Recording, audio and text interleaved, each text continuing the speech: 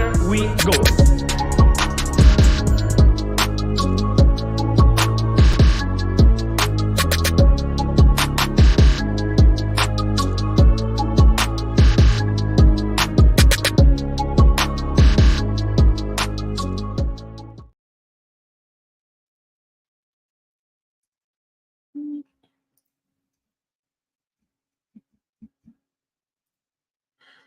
Welcome, people, to Egal Talks Football. This is your host, Sulz, with a match reaction for Arsenal versus Man United. It ended 3-1, like many fans predicted. Declan Rice with his first goal. Gabriel Jesus coming back from injury and scoring the absolute killer of a 3-1 right in the dying embers of the game. And of course, it was one hell of a game to witness. Martin Odegaard, captain, fantastic, equalising after Marcus Rashford puts Man United ahead. We're going to be talking about all the things that have happened, everything that's been going on in the game. And of course, we have got Egal coming soon. Hopefully, he's on a bit of parent duty. So if he can come on, he will. Otherwise, I do have Gully with me today as well. How you doing? I'm good, man. How are you? I'm all good, man. I'm good. Egal's no show, yeah? You're telling me? Yeah, he's on parent duty. So he might join, he might not join. I have no idea. Depends. No worries. Kids always come first. Yeah, 100%. Yeah, he rang me. The little one was crying, so I was like, "Yep, I know what happens."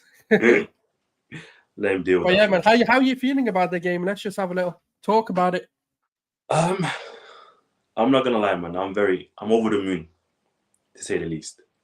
We're just going into the international break. Premier League season just started. It's a horrible feeling to go into the break knowing your team just lost. But guess what?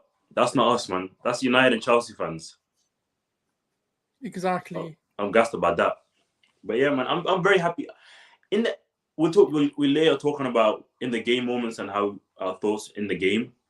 But I'm over the moon, man. I couldn't be happier with the result.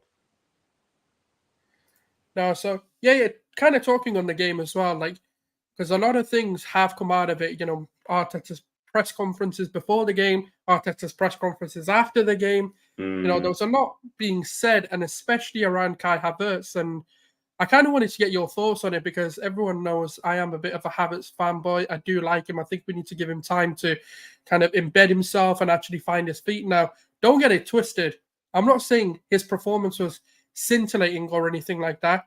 But what I will say is I feel like there is a bit of harsh criticism. Attacking, yes, awful. I will say that he was shocking in front of goal. I mean, how do you miss the ball? Like, I'll be honest with you, when I watched that, I was just like, you know that moment where you're like, how do I defend you now? Like, how can I defend you? He doesn't help himself. That's the worst part. Yeah. But you know, one thing I do want to say, right, before I get your thoughts on it, Gully, but I think defensively, he's weirdly good. Like, I know it's going to sound crazy, but I think, like, I know, like, Sky Sports put a few, like, stats out there, and it was aerial duels. He's won the most in the club since the season has started. When you look at his duels won in terms of tackles, you know, he's up there as, like, top 3, top 4. You know, when you look at his interceptions and just breaking up play, he's getting the defensive part of his game right. But the thing that we bought him to elevate was that chance he got.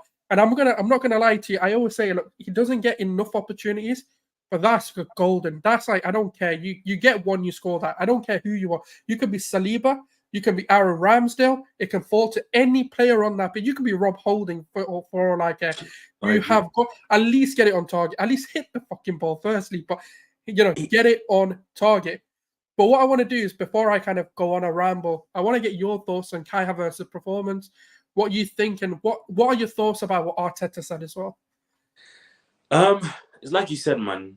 You can't really back it when an opportunity like that, like, sets itself off you. Like, at that moment in time, I don't know what's going on through his head, but he's got to do everything in his power to make sure he connects with that ball. No matter if he gets it on target, matter of fact, he should be getting on target. But you just got to make sure everything in your power, you get that ball, you connect with it. You hit that ball. Whether it's a goal or not, that's a different story. But the least you can do in that moment is connect with that ball. And literally the worst thing he could have done in that situation, he did it. Miskicked the ball completely.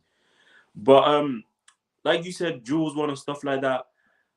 That's one part of the defense for him. I don't understand, because personally, I don't think a player who was brought in to elevate attack should be getting praised for something that a player who we replaced for was doing and was not getting the same praise. Xhaka was one of the best defensively for us in our team, was one of the best duel winners in our team, maybe in the league even. He was very consistent in that aspect. But I never once stood up and said, you know what? Xhaka today, his duels and his defensive contribution was the outstanding thing from him today. It was always the screamers he had. It was always him making a pass or two crosses to Nketiah when we played against Manchester United last season, pinpoint crosses. But Havertz getting praised for, I know you like him. I know you want to give him time. I'm praising it. I'm not saying people haven't praised that. I'm doing it. No, I've seen the issue is I've seen people praise it though. I've seen even before this game against Manchester United, he was getting praised. People were saying be lenient with him because of the fact that he was actually doing the defensive part of the game. All right, I hear you. And I was like, you can't really use that as an excuse when we brought you to do a different thing than the player that was here previously. Like you can't be given praise for that. But going back onto the game, I just think, and the worst part is like he gave the ball away for the goal as well, and that for me like just epitomizes everything about what's wrong with him right now at the moment. His confidence is absolutely shattered, man. This guy looks completely out of his depth in this team, and like we can tiptoe around it and say he needs more game time, this and that. But personally, I've said it last week on here, and I'll say it again. He should be on the bench and coming on. He should be doing what Vieira is doing right now and coming on and try and make an impact. Try and make a name for yourself. Because look what's happened to Vieira now. Everybody's up in arms saying that he should be starting. He should be getting game minutes. If Havertz was brought in from the get-go and was allowed to earn his right to start, I don't think any fans would be having the issues they have with him right now. The way we're just trying to shoehorn him into starting every single game, and most times he'd actually play 90 minutes, it just baffles me, man. I don't get that part. But you know what? That kind of brings me on to a question I want to ask you as well. I know a lot of people know the answer I'll give to it, but Arteta did say that, he needs, it's going to be hard, like it's going to be tough for him at the beginning and then it's going to get easy. I know, I can't be bothered going into the analogies. He used two analogies. One he talked about, tactics, and then one he talked about, his wife and, getting his wife and all of this sort of stuff. So we know what the comments are, but on your sort of thoughts, do you think it's a good idea to keep playing him to get comfortable into the system and to be able to play? Or do you think it's a case of, all right, you've had enough time, or do you give him a little bit more, like maybe 2 or 3 more games after the international break, because he'll have 2 weeks to kind of train, be behind closed doors and, just do what he needs to do? Or do you think it's a case of, nah, I've seen enough, it's got to be Vieira, it has to be that, and that's the decision I want?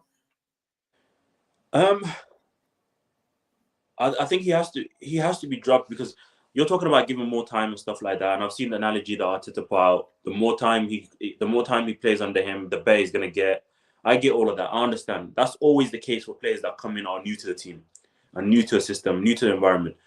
But the issue with Havertz is we haven't seen you got to see glimpses of what he can offer in that like A role. And the A role is so important to us because he's basically a complete hand. And now that Jesus is back, I've seen people say that if Zinchenko's back, Havertz will be able to play. He's not shown that. Matter of fact, he looked worse with Zinchenko playing, which was weird for me. I don't get it. Like, you've got someone that can pick you out, make the runs. But for me, I think, and even talking about giving more time, like 3 games after the international break, I don't agree with at all, because Arteta spoke with him before we signed him. That was like 2 months ago, 3 months ago, wherever it might have been. In that talk, it would have been brought up that he's going to most likely be playing as the A role. We need him to do that Xhaka role, but upgrade on it in terms of attacking wise. And he's not most likely, but sometimes he might be playing as a striker when we need him to. But the one thing that was proposed to him most likely from Arteta was the fact that he'll be playing as the A role and he will be a starter. He should have been able to adapt with the 2 months he had. He should be training to get the basics right at least. Like, try and do the minimal things right at least. So the big things might come in the future, but try at least like linking up with players, knowing when to move in certain situations. The guy just looks completely scared. He hides away from the ball. And at some point in the game yesterday, I nearly cried because I saw him as a 6. Genuinely, I couldn't believe what I was seeing. I saw him playing as a 6 sometime. Yeah. And I was like, why are you this deep? Don't lose the ball. Please, I beg you, don't lose the ball. There was one point he picked it up. Do you not, to some degree, I'm not going to say blame Rice, but do you not think that's Rice's kind of fault because he was bombing forward a lot? So you had to cover that space. Like if you look at it, for example, and this is by no means, you've got to listen to the whole point and don't just clip part of it, is when you look at, for example, the mistake, by the way, it's Havertz's mistake before, I go on to it. But you can see Declan Rice bombed on forward. He was actually even more advanced than Havertz was. So it wasn't going to happen where if Kai Havertz loses the ball in that situation, which he did. By the way, he underpowered the pass. He should have put a bit more on it. And that was the issue. But when you look at it, Declan Rice was way nowhere to be seen. Right? We know where he was, but he wasn't. Are you talking about the moment? Are you talking about the moment I'm talking about? Or are you talking about when he lost the ball for the goal? No, lost the moment for the ball. But Declan Rice did it a few times. But when Havertz had to drop into the 6, this happened after, we conceded that goal. Declan Rice bombed on a lot more forward. He started playing more of an advanced 8 role, but kind of what you wanted Havertz to do. And he had to cover those positions. But look at the goal as an example that we conceded. It was because Rice was out of position to some degree. And then obviously Saliba was covering the same angle Ben White was covering. And it was a bit of a weird one. Look, like I said, it is Havertz's fault before people start saying, I'm trying to get other people to jump on other people. But there was I think there was a lot more than just that pass not being right that kind of led to that goal happening. But overall, I mean, Declan Rice played, we'll get on to Declan Rice as a different segment. But I just wanted to counter that point a little bit because I think criticize or like seeing him as a 6 wasn't his fault. No, I think you're back. Apologies. Could you hear me? Yeah. You're all calling good. me, but I think my point. My train of thought just got lost. Have Havertz as a 6. No, I think we're talking about the wrong things. I think the 6 thing I'm talking about, I saw for like a glimpse. It was like 2 seconds. It wasn't really saying like he sustained for a time period. The pass though, and you're saying right for the pass, the mistake from Havertz for their goal. You're saying the pass was made because Rice was out of position? No. The pass was underpowered. But it was. When Eriksen went through, is where I kind of see like there was a series of mistakes that the club made. Well, not the club, sorry, the team made. Was Rice was out of position to some degree because he bombed on way too high, and I think he went way too advanced. And then you look at the issue where, if you look back at it, White and Saliba for some reason blocked the same lane.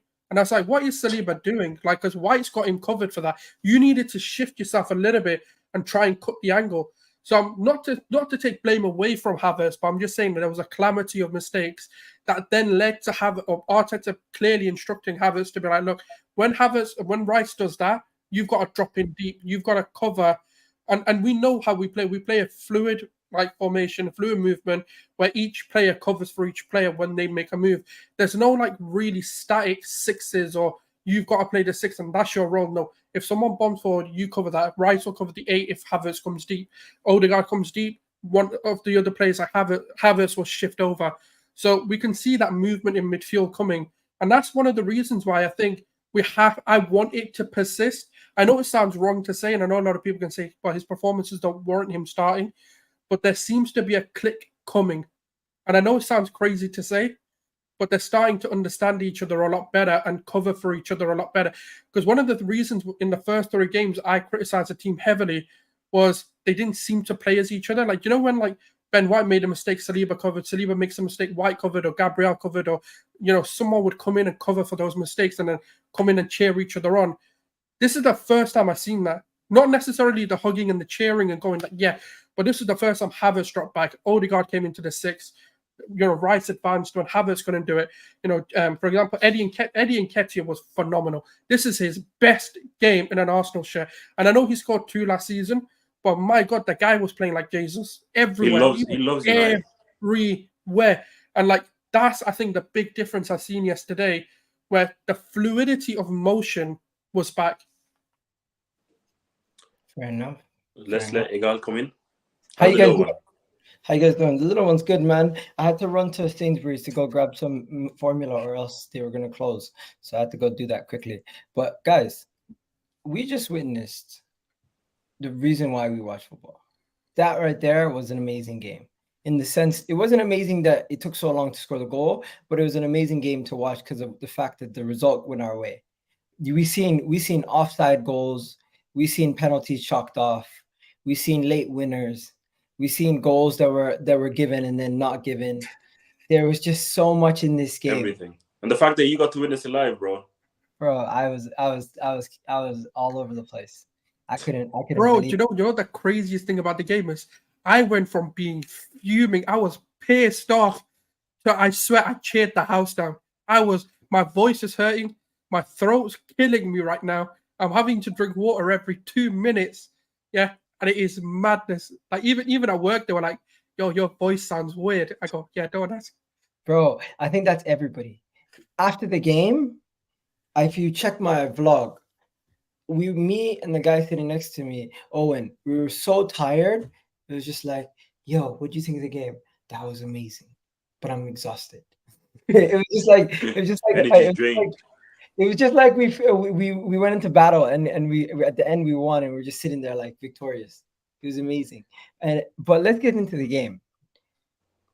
When the team lineup came out, I think all of us had a level of confidence. No Partey, no problem. That's my theory. Because we had Gabriel back in, we had Zinchenko back in, and it was basically like we replaced Partey, the team with Partey and Xhaka last year with Havertz and Declan Rice. And Declan Rice ran the show. Bruno Fernandes is actually garbage. Like I've witnessed him live now. Hey, what did I tell you? I don't want him in my 11. Fuck that guy. This is the second time I've watched him. And at this point, my first time I was like, you know what, jury's still out on. Second time I watched him live in 3 years, and I've said to myself, this guy's invisible, and he complains about every call. Now going to Rashford's a scary guy to go up against. He was the one that was causing the most threat, and you might be surprised, Anthony was actually their only person on the Man United team that held onto the ball in the attacking third that caused problems. Now, when it comes to Arsenal, Gabriel Magalhaes and Saliba being back in, they just usher everything to each other, no problem. The amount of chemistry they have together is ridiculous. Zinchenko was faultless for majority of the game, in my opinion.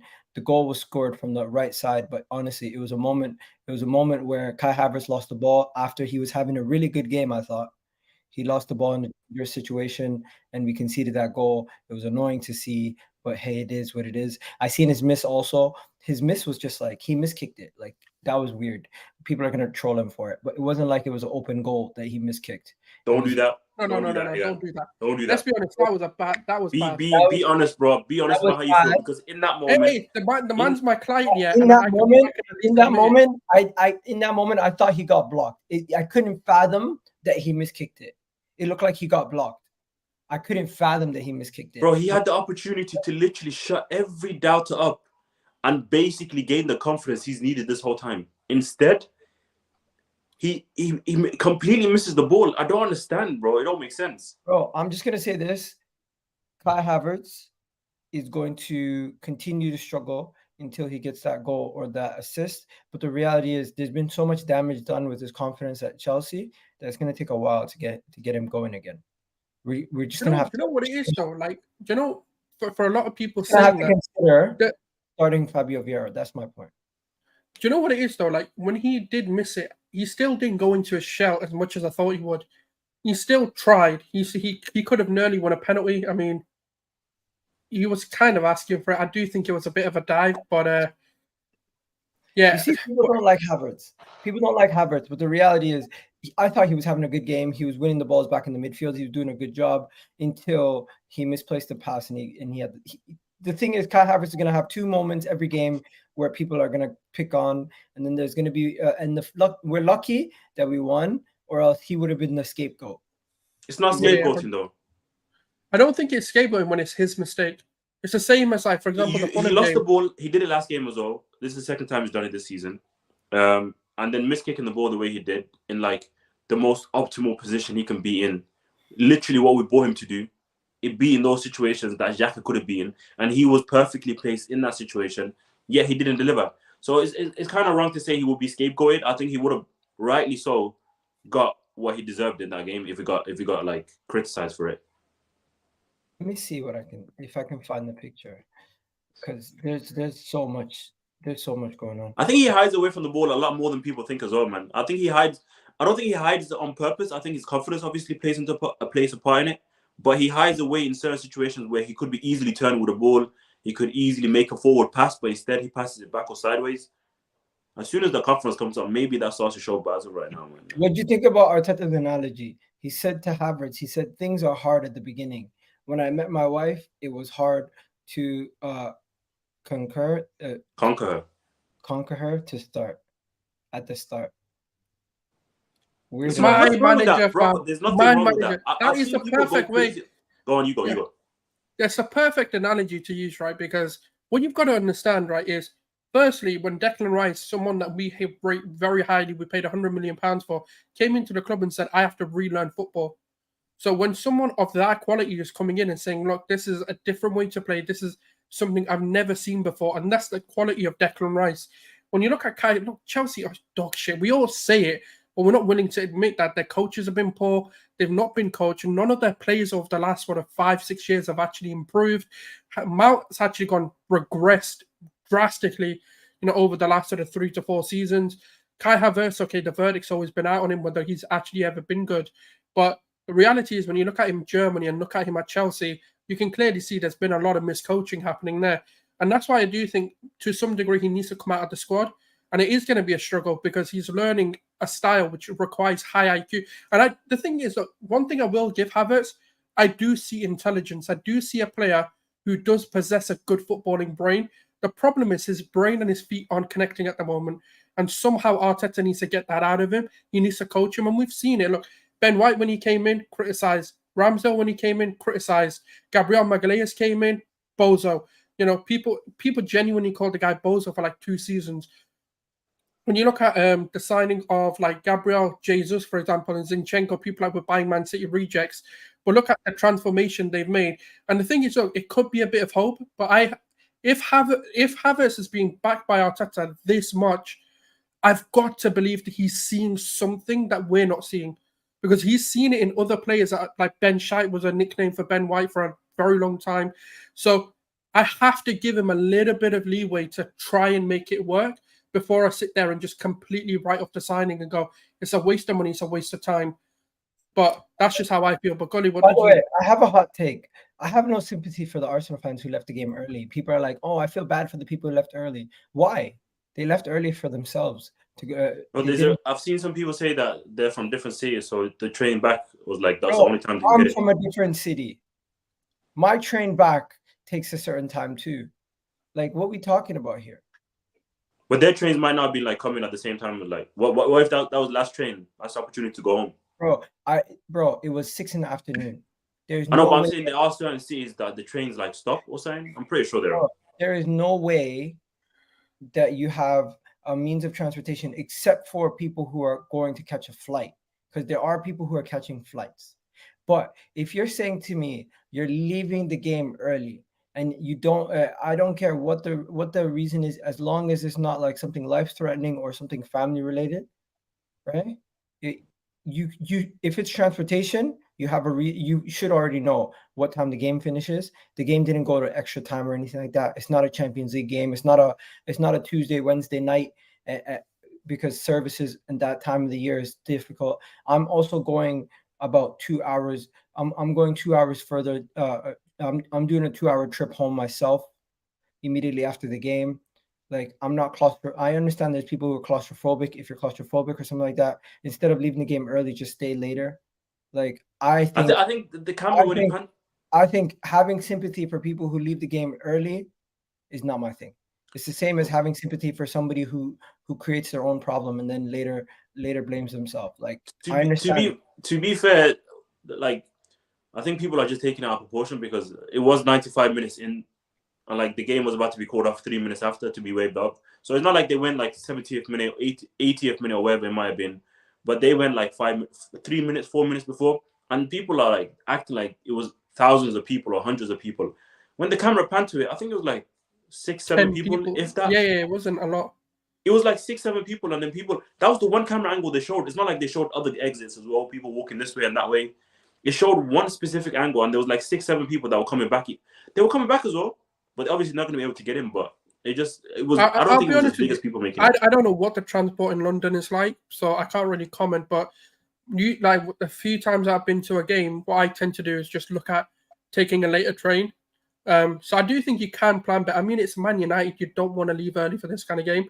But when it comes to sympathy, I mean, I'm not going to say I have no sympathy, but I kind of think, you know what, that's poor planning. If you're going to a game like this, take the next day off work and try and travel. You know, I know it's not always going to be feasible, but No, I but don't know. it's Sunday, innit? I'm The a bit trains might be 50-50. cut off a certain time and stuff like that. I don't think it's as big as people make it out.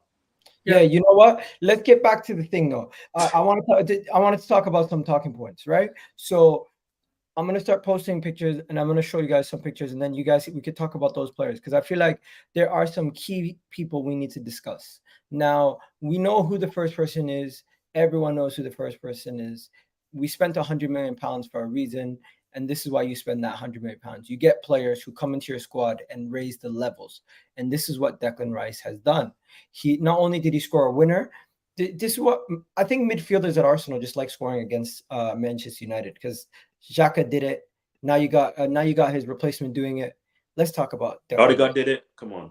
Odegaard did it. I swear we had another person score against him too. Emil Smith-Rowe scored against him before. Like, the midfielders just love scoring against them. But right now, well, wait, didn't El Neni score? El Neni? I don't remember against Manchester United.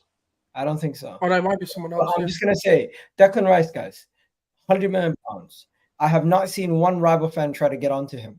Maybe they did against when we played against Crystal Palace, but they can't though, because this guy's literally been our best player every game. He's been that consistent. Yeah, I've got a very, very hot take. The guy was in tears. The guy was in tears celebrating the winner at the end of the game. He loves it, man. You can tell how much he loves it, bro. How much it means to him, and to get in that fashion as well against a rival like that at home turf with that many fans in front of you screaming. By the way, a team that wanted him, but then left him on cold ice during a couple transfer windows ago. They basically told Declan Rice, "We'll come for you, but do you want to come to our club?" He's like, "Yeah, I'll come to your club, but of course, Chelsea. If someone local comes in for me, I'm gonna stay local, right?" And then they're like, "Okay, we don't want you no more." Then, you know, they deserve it. You know what they did instead? They just wrote it out, and I think they got Donny van de Beek and some other people. Look how that's turned out. This guy is the signing of the summer, and also the bargain of the summer. Bargain of the summer. I don't care. Be a bargain for £100 million. No, you can be. This guy is a £500 million fucking player. I don't give a shit what anyone says. If you want to see £100 million being spent, look at Declan Rice. This guy, oh my God, bro, that guy pocketed 3 men on his own. He had Bruno on strings. He had Eriksen on string. Man, he had, come outside. How many times do I have to tell man, Casemiro is dead food. The man had Cruz and Modric. It was this exact same show we all said he's better than Casemiro. Not Casemiro. Casemiro is dead food. The guy has never been world class. The guy's never been this good. People rate him because of what Cruz and Modric did. I've been saying it. No. It's a reality, bro. It's reality. I don't care what anyone says. No, Casemiro, right? If you put Declan Rice in that midfield, guess what? It functions. Casemiro is a limited defender. He's a destroyer. If you use him as a destroyer, cool. But if you start making him play island passes, man can't do that. That's why Declan Rice, Partey, Rodri are a lot better than him. And I don't even know where this conversation where Casemiro even comes into it for me. Declan Rice, when we put him over, and I've been putting him over, and I said, Rice gets into every combined 11, right?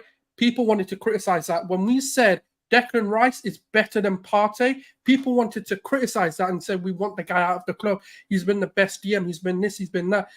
Man is available. Man's ready to go. And do you know what? The guy scored the winner as well. The guy was determined. He was doing everything in his power to get this Arsenal team to win. The guy doesn't care if you're Bukayo Saka. He doesn't care if you're Martinelli. The man's screaming at them all. He's screaming at Saliba to fix up. He doesn't care who you are. And that's why, for me, best DM in the league, other than maybe Rodri. Rodri and Rice can have a conversation. Availability, we know he's got it. And also, I'm going to say, I don't care what people say, £100 million is a bargain for this guy. I want to hear what my man has to say. Gully, what are you saying? Obviously, you don't agree with the whole Casemiro take, but I personally, I agree, bro. I'm saying it right now. Declan Rice, the second best midfielder in this Premier League. Only person who's better than him is Rodri, and all these other guys. I see Arsenal fans. Casemiro, forget about Casemiro for a second. Partey is a problem, guys. Partey is always injured. Every big game, why does he find himself on the injury list? It's actually annoying because Declan Rice delivers against Manchester United. We win 3-1. Last year, Partey got injured. We lost 3-1. Like, we cannot rely on Thomas Partey any longer. He is a liability as much as he's a good player. When he's available, he's great. But his injury risk is a big liability. And it's a ticking time bomb waiting to happen every time. And that is remember I said I'm open to selling him, and a lot of people got onto me for saying that. And this is the reason why. I'm not look his ability, I rate it highly. I'm not saying his ability is a problem. But Man City last season, Chelsea last season, I think there was one of the United games he was a doubt. This game he's a doubt. It's like every bit. And also, let's not forget, his last end of the season cameos were shockingly bad. The guy had to be moved to right back just to try and shoehorn into the team. That's how bad he was. So for me, I've always said it, like, if we are open, if we can get a bid of 40 million, he's going. But I'll let Gully speak as well because I'm kind of taken over a bit. No, it's okay. Yeah. Not about the Rice thing though. I completely agree with you. Go, bro. Someone in the comment section, Cam said, Egal, when I went on your stream 2 years ago, I said I went crazy on Partey, his shit injury record. Everyone got on to me. Now you see what I was saying the day we signed him. He had a good injury record when we signed him. It's just when he came to Arsenal, he somehow started getting injured every 2 weeks. It's weird like that. But yeah, back to the Rice situation. I think obviously I agree with the bargain thing. I made a TikTok video saying him and Jude are the biggest bargains in the world currently. The way they've already repaid their teams, when certain teams are spending 115 million on unproven midfielders and then spending another 120 million on another midfielder to get the best out of the 115 midfielder, it's crazy, bro. It's crazy. And they bought another 60 million, 70 million backup on the bench just in case one of them doesn't work. You know how wild that is? And then you've got guys like Rice and Jude Bellingham performing game in, game out, showing why 100 million is not even half of what they're worth, man. These guys should easily be going for 250 million minimum. That's how impactful they've been, man. And the Rice and the Casemiro comparisons, it only took 4 games into the season. We were all here, all 3 of us, and there were a couple of other guys as well, when we all said Rice is better than Casemiro. He's top 3 midfielders, top 4, top 5, wherever it might have been. But we 100% said Rice is better than Casemiro, and people were laughing. Even Egal posted it, and I got real life friends coming up to me and saying, "You are bugging out. What you said on that stream was the dumbest thing I've ever heard." And now them guys are apologizing. I've got them apologizing, sending voice notes, saying, "You know what, my bad." And they're United fans. That's the craziest part.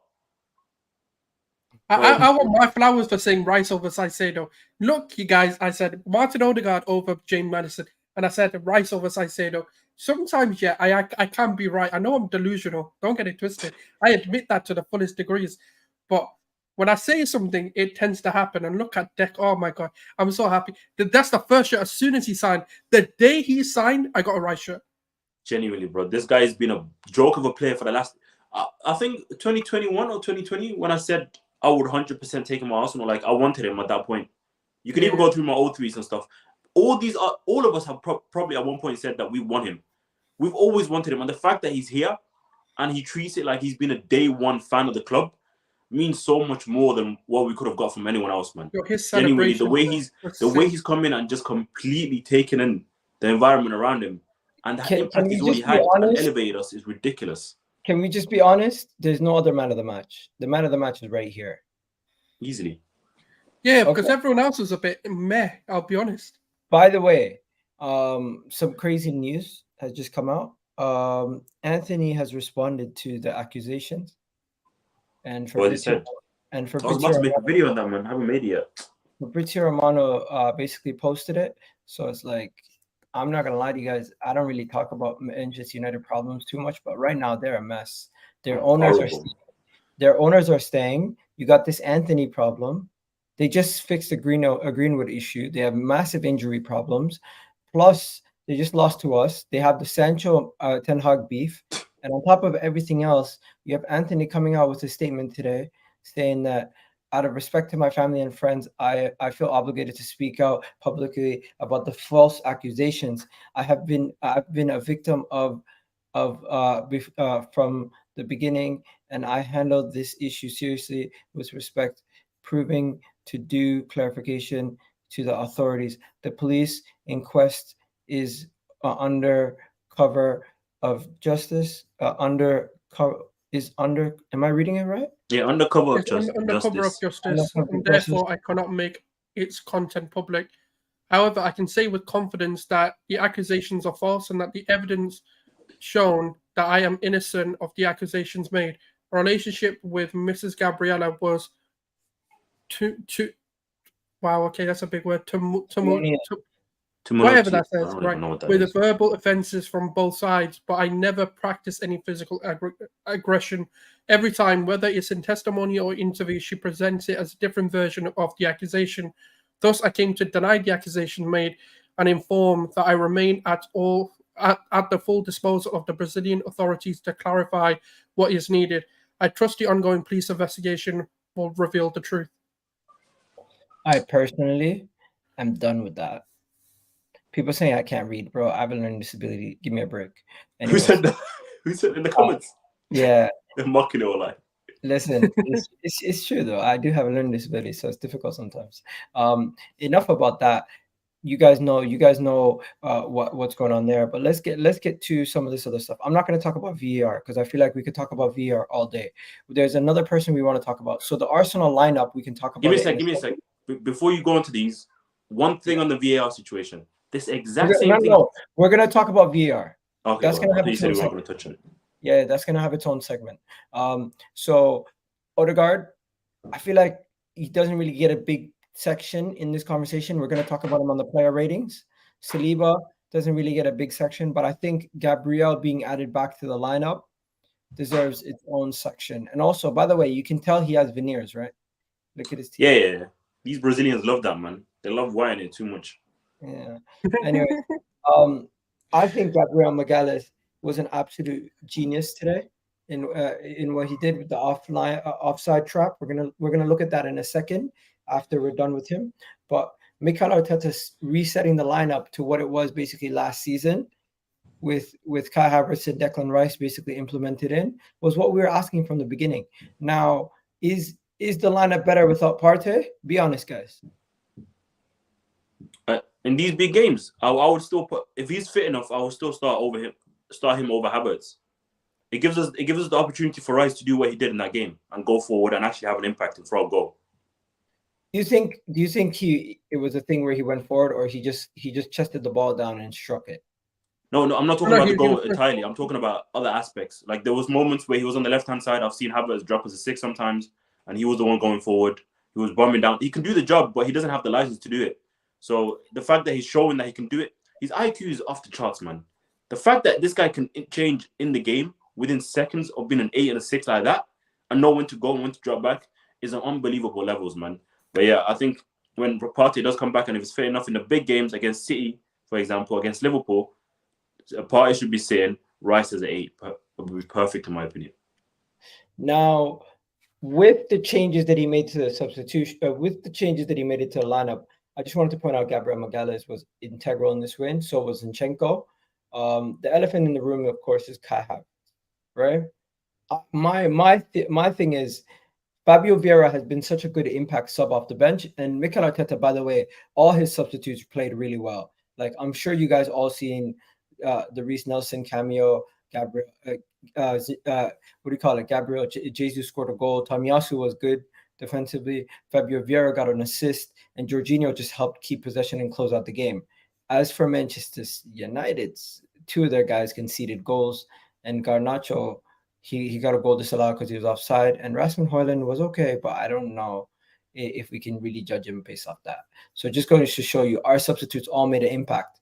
They all helped us win this game. They helped us get the 3rd goal, and I would say Fabio Vieira has been probably one of the best performing players off the bench this season. He might deserve a start ahead of the best. Havertz. Yeah, He for does. us off the bench. Yeah, Hmm. he might be the best player off the bench in the league this season. Nelson was for us last season. It feels like Vieira's taking that spot now. Yeah, and I would say, you know what? Since he's been so good off the bench, time to reward him with a start. I start him against Everton. I wouldn't mind. That's the team that he should be starting against. I think. But this Havertz 8 role is there for the taking. If Smith Rowe, Trossard, and Vieira are not licking their lips, we've already seen the impact Vieira is having. These guys are waiting. They're sniffing at any chance this guy slips up. They're gonna be there to take it. And Vieira is the first one that stepped up. So he definitely deserves to start against Everton, in my opinion. I've got a bit of a weird take, right? I don't think Vieira's the right man. I think Smith Rowe's got to come in for Everton. Just because I don't know. Vieira can prove me wrong on this, but I don't know about his physicality against the likes of Decore and the midfield that Everton play. And obviously now that they've got Beto looks very physical as well. And I'm just a little bit concerned on whether he can handle that physicality that Everton will bring in, the immense, because they're going to bring aggression. And look, if he plays and he can prove that, I'm fine with it. But I feel like ESR can handle the physicality a little bit better, or he's shown to handle it better.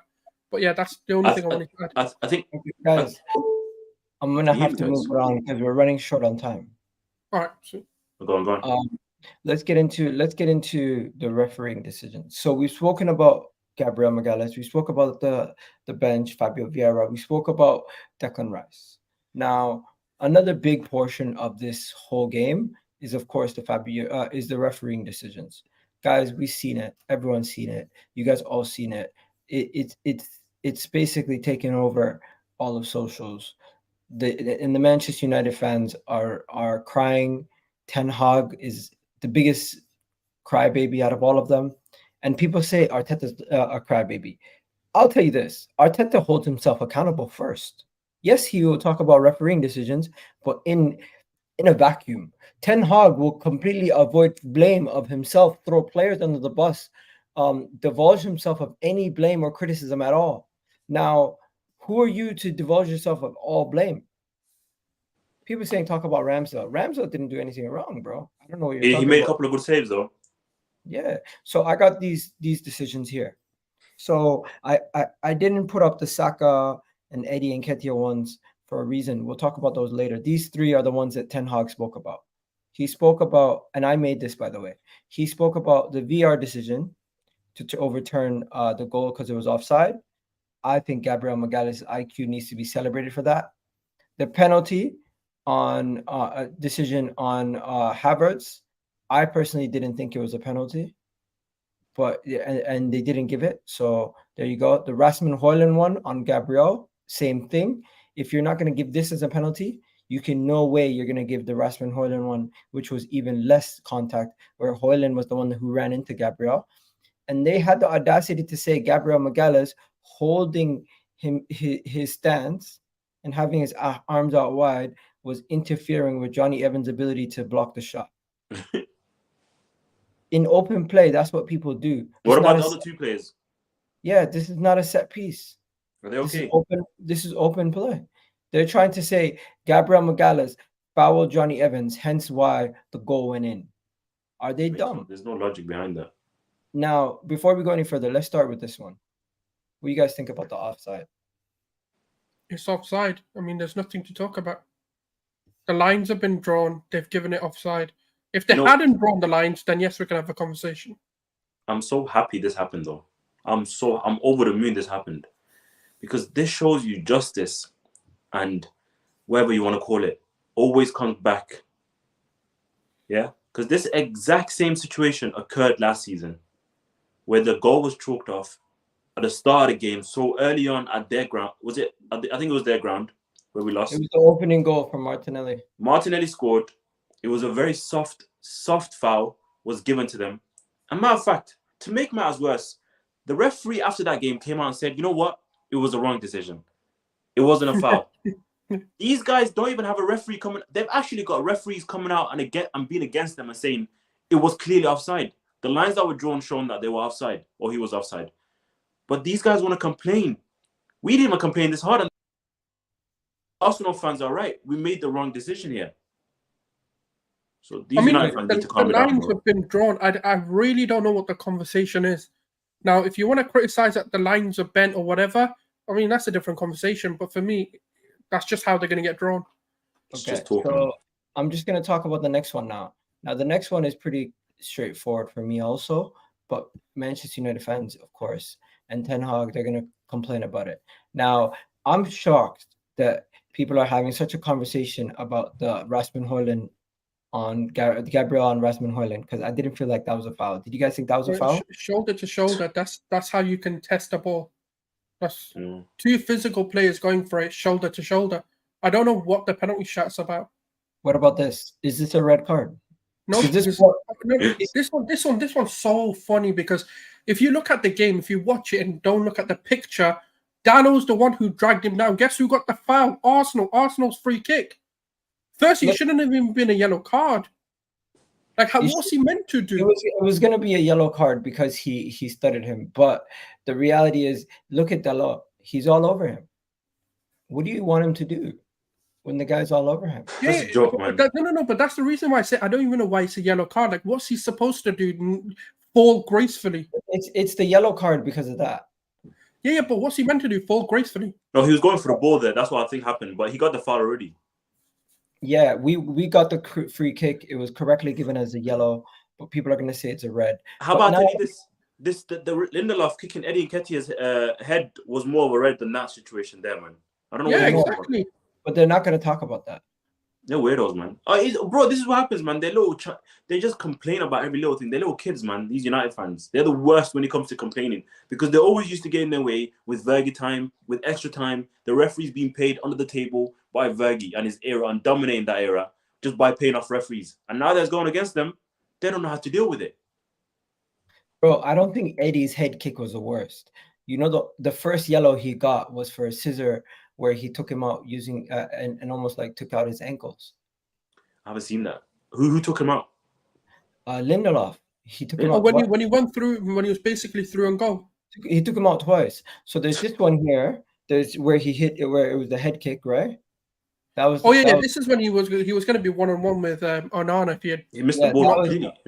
That was the head kick, and then that one I don't know how they didn't give it. But there's also another situation where you know when Aubameyang rolled somebody's ankle before. Oh yeah. It wasn't directly like he stepped on it, but it was a situation where he scissored him. You know when you do scissor moves, like I don't know. Yeah. Romero's classic. That's what it is. There you go. And this one here doesn't get spoken about either. So I'm just trying to show you that there's so many moments in the game. If you just freeze frame and show the photo, you'll see that there's moments in the game where it's like we just get on with it, but like that could easily have broken his ankle. Look at that. Joke. That's an Achilles injury. To be fair, that's from behind as well, double foot. That's an Achilles injury. Yeah, if it goes wrong. Yeah, you're right. But bro, no one talks. I think I was so annoyed at the game, I didn't even see half of these things. I was so frustrated at the game as well, man. How bad we were. There was one point I was like, "Yo, give him a goal, man. I can't be bothered with the amount of corners we were missing. How bad we were." Yeah, you know when Garnacho scored, I go, finally, please wake up now. Please wake up. Bro, did you see the clip of Flex where he's like, Arsenal, wake up when we score, we gotta be switched on. We're gonna concede. And he spoke into existence. That was beautiful to watch. Yeah.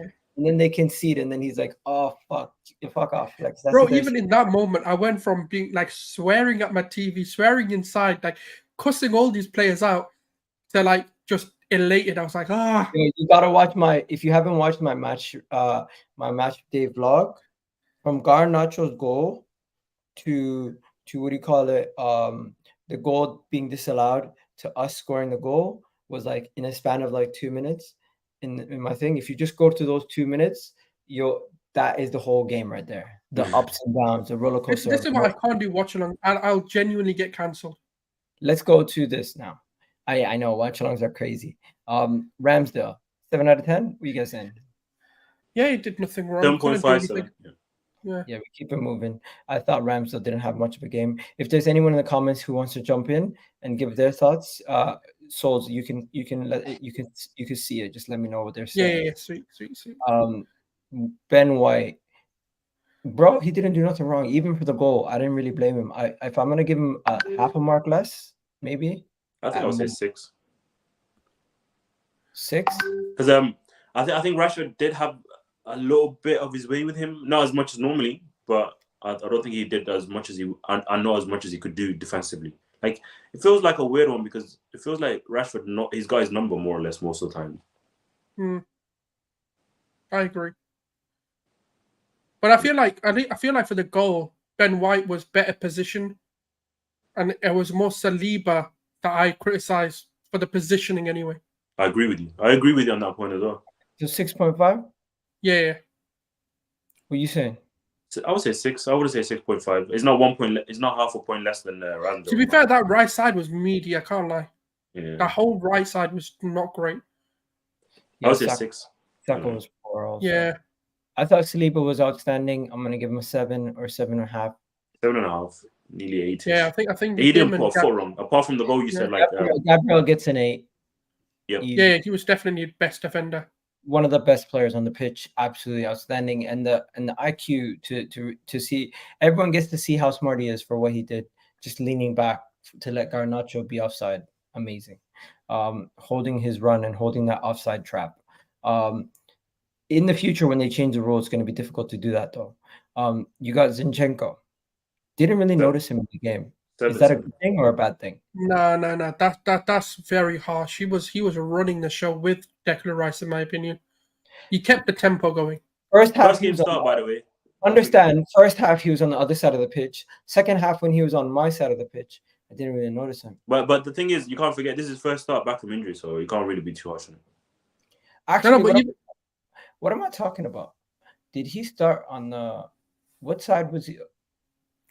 He went onto the Ben White side, so he went onto our right side. Yeah, so I never really seen him the whole game, basically. No, 7, I would say. He did his job. He didn't do it to the level 7.5, yeah. Like, I think he gave us the platform to perform. I just didn't notice him, and I feel like I don't know if that's a bad thing or a good thing. What do you guys think? That's his position, though. You're not supposed to.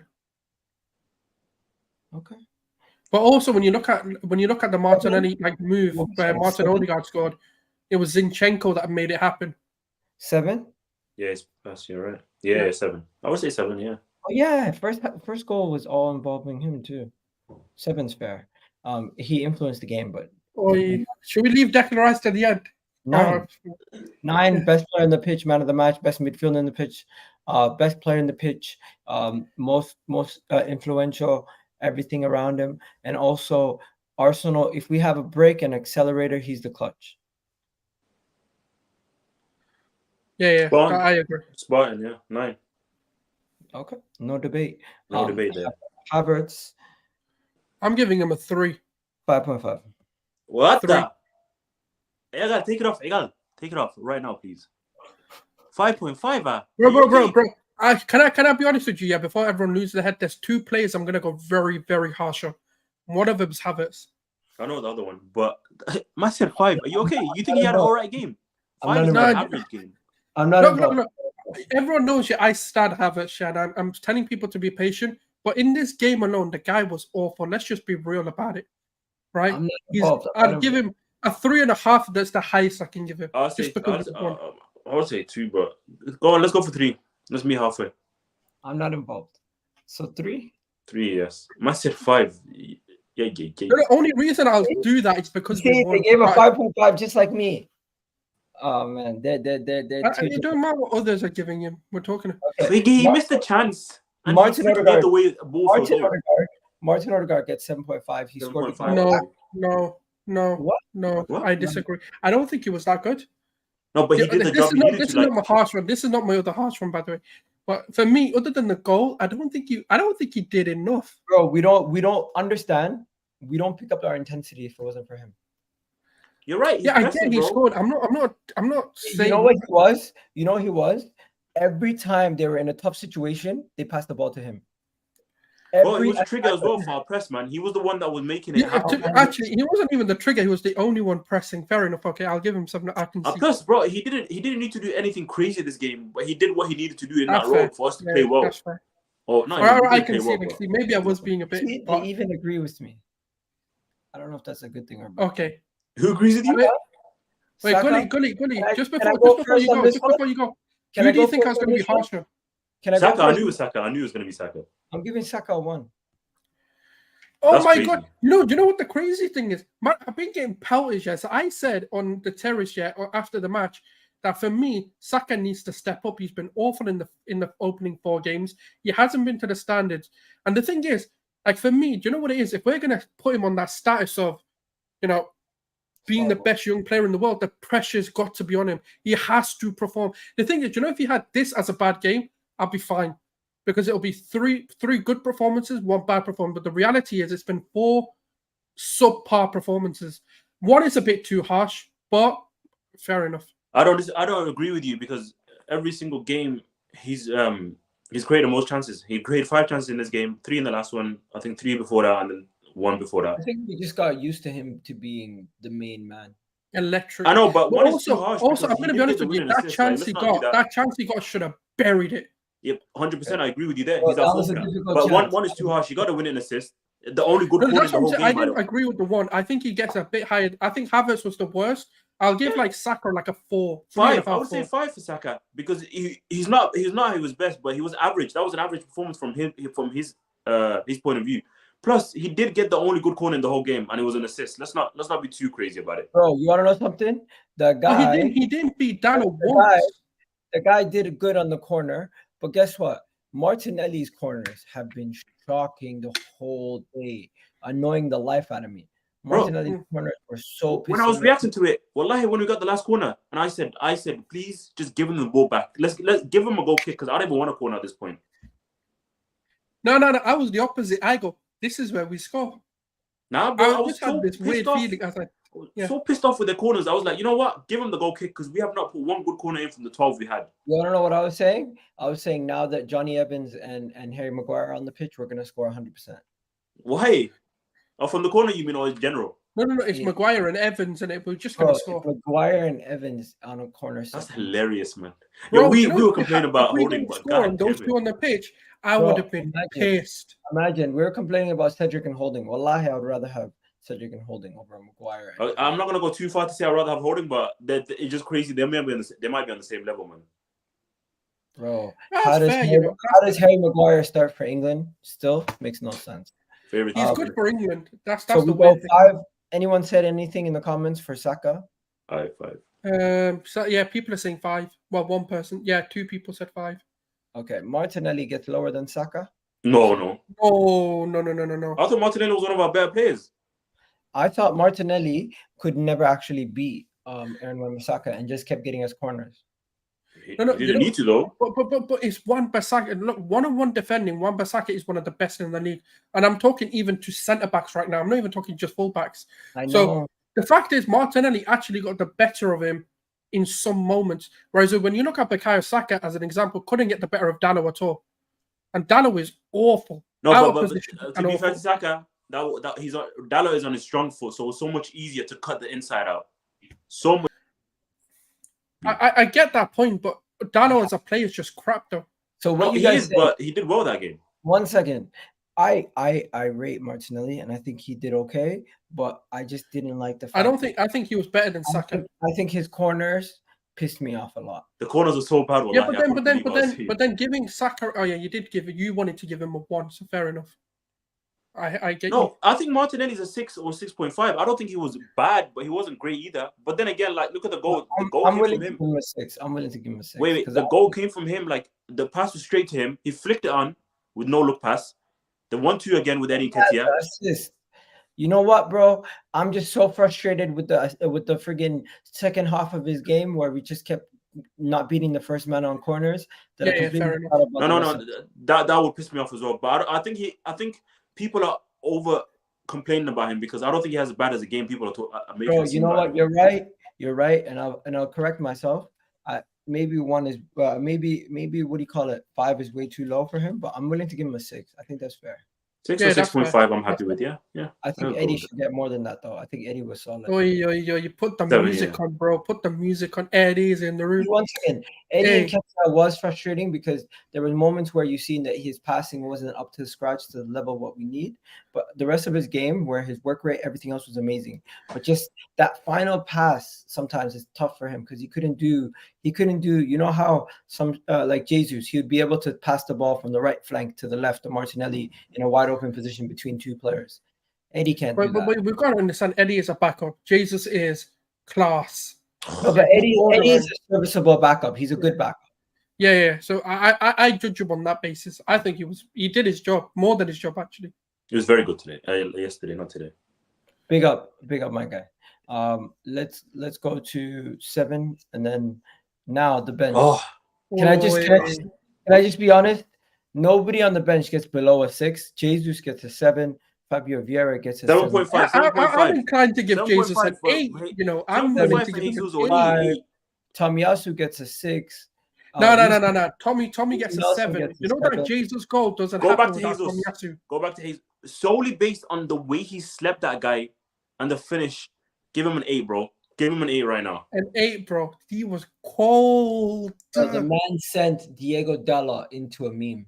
Bro, you know how No. You sent him to international breaks early, fam. Yo, guys, we got to wrap it up. The little one's crying. But I'm going to say this. What do you call it? With that being said, you got Reece Nelson getting a 7. Good performance. Solid. Yeah, do you know what? I wouldn't mind him playing for Saka, you know, to give Saka a rest. Wow, that's bold. Very bold. I think Nelson's been quality, bro. Let the Champions League game come. I don't want to do this yet. Let's not do that yet. Yeah. Next, Tomiyasu 7. Yeah, he was good. I want to give him 7.5. He was good. Yeah, like the Gabriel Jesus goal doesn't happen if Tomiyasu doesn't make the tackle. But even the pressure we built up before the goal came, and the corner we got in the 95th minute, that left-hand side was cooking. Vieira, Nelson, and Tomiyasu, the way they were interacting with each other, beautiful, man. Fabio Vieira, 7.5? 8. Yeah, I agree. 8, just for the assist. I think he can get an 8. The guy just for the assist. Impeccable. Oh yeah, fair enough. Yeah. And then 8 for Jesus. So yeah, so that's the list, guys. That's the list. That's that. We spoke about everything. Finally, you guys happy? Pepe's finally leaving. He's going to Besiktas. He wasn't in my mind, but I guess. You know what? I'm not going to say I'm happy, but I'm happy for him. You know what? Forget about Pepe, man. Let the guy be. He witnessed his last Arsenal game as an Arsenal player. Maybe he was there with his family. But yeah, I'm out of here, guys. Gully, thank you for jumping on. No worries, man. Big up for jumping on. We're probably gonna do another panel show before the next game, so that's like in 2 weeks' time, right? So we'll take a little break, guys. We'll take a little break. As you guys can tell, I'm exhausted today. But yeah, I'll let you guys go. You guys have yourselves a wonderful day, guys. Gully jumps out just one more time for the last time before we go. Bro, it was perfect timing. It's a new device as well. That's the crazy part, man. It's not gonna change. There you go. You have a good one, guys. All right, man.